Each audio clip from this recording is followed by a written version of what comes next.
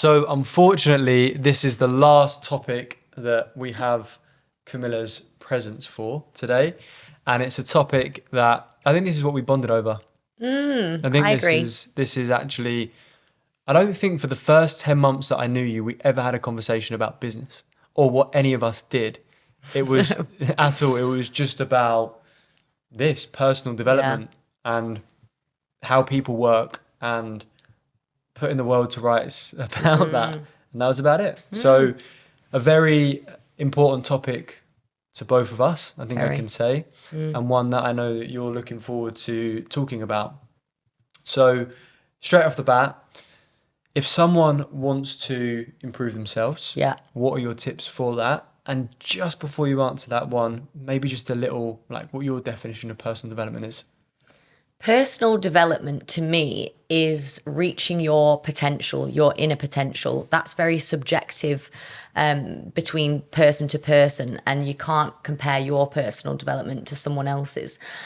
So that's all it is to me in its simplest form, being the best version of yourself. And then that way you don't feel like you've got any regrets later on in life because you know that you were, the best version in terms of your fitness, in terms of your mental agility.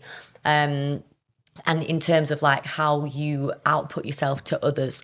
So, and that all comes under the umbrella of personal development. But the biggest tip that I have learned, probably even the last like 18 months, is something that David Brailsford did, who was the British cycling coach, performance coach, basically. And he basically talks about marginal gains, which are 1% improvements in all areas to create remarkable results.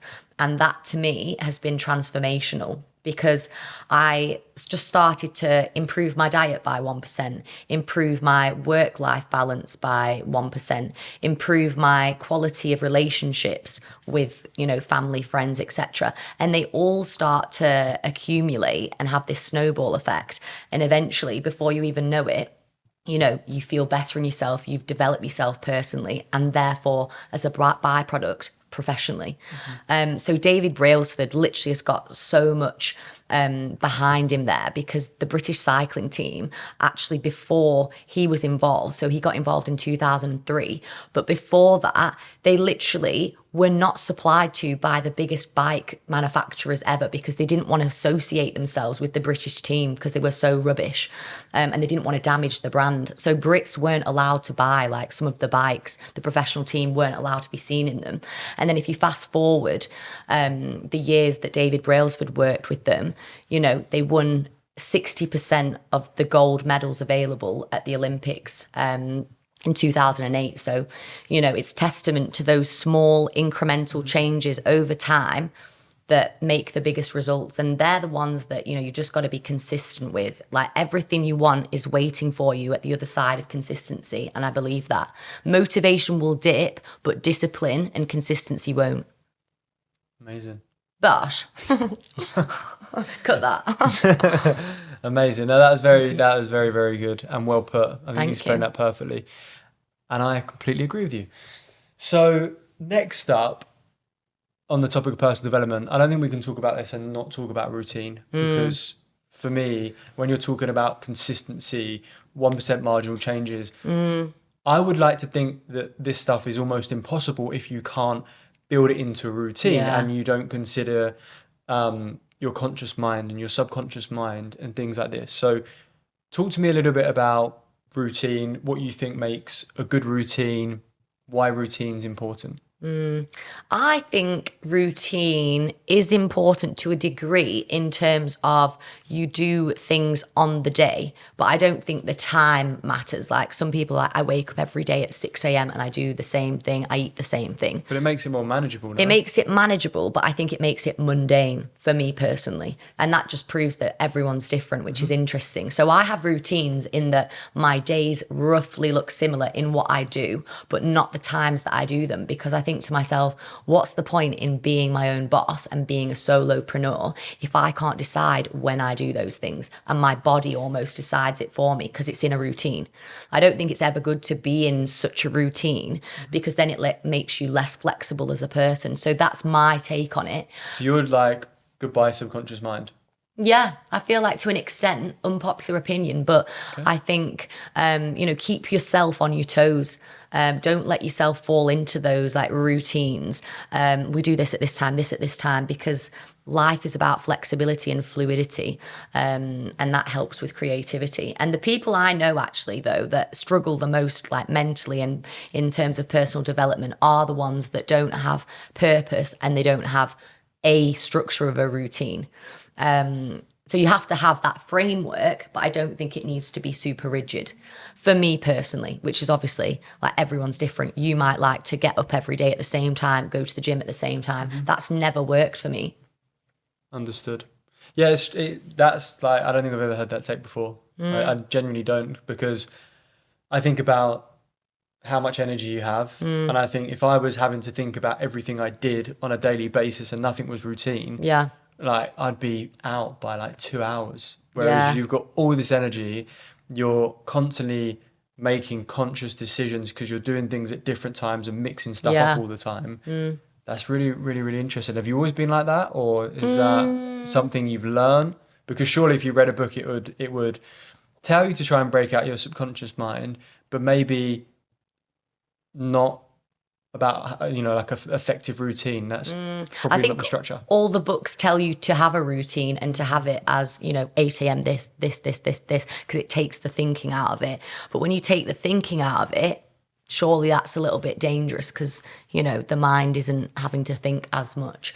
I mean, there's two ways you can look at it, but that's never been something that I've read in a book. I would like to read about it, because I actually think that the perspective that I have should be rolled out a little bit more, or challenging these books that are all about, routine and 8 a.m., 9 a.m., this and that. I think, like, I struggled with school because of that. Like, you have to get to school at 8:30, like, then you have lessons, and every day was the same. And I was like, ugh, but that is basically what people do in their adult life.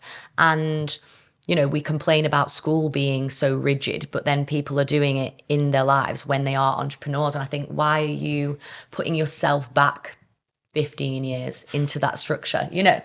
It's true. We are, like, the education system is like built to build obedient workers, and that's where that comes from. And yeah, I mean, I'm gonna have a think about that after. Yeah. Homework task. Yeah, that's a homework task for me to take a look at. Are there any other misconceptions or misconceptions that you think exist around personal development?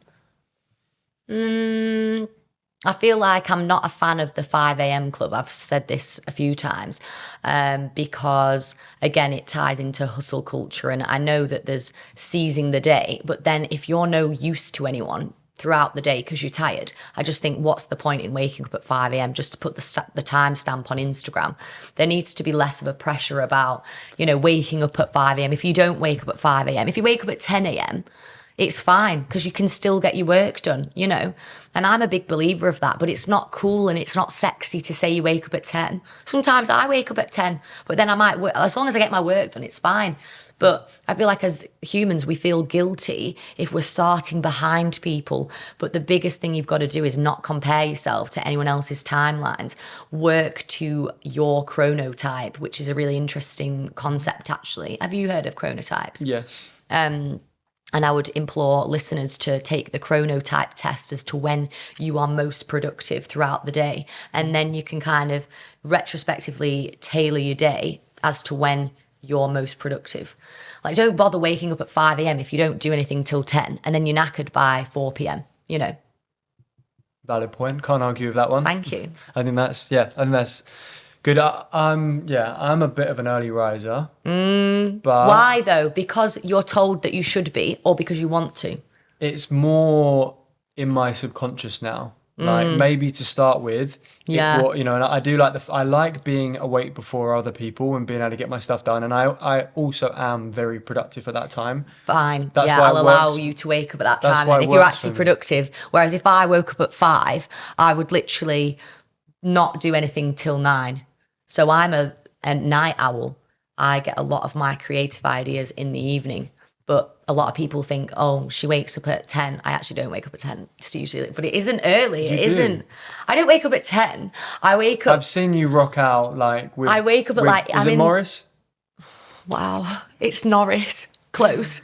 with Norris at Gosh. 10:30, looking like you've just rolled out of bed. No, I'm in like the 8 a.m. club, Okay, the 8 a.m. club. which is a great club to be in. You might need to create that club. 'Cause I will. I don't think it exists. It's not a sexy club to be in. I don't think that Not like the exists. 5 a.m. club, but yeah. Just got to accept that you do things on your timelines and ignore extrinsic models, really.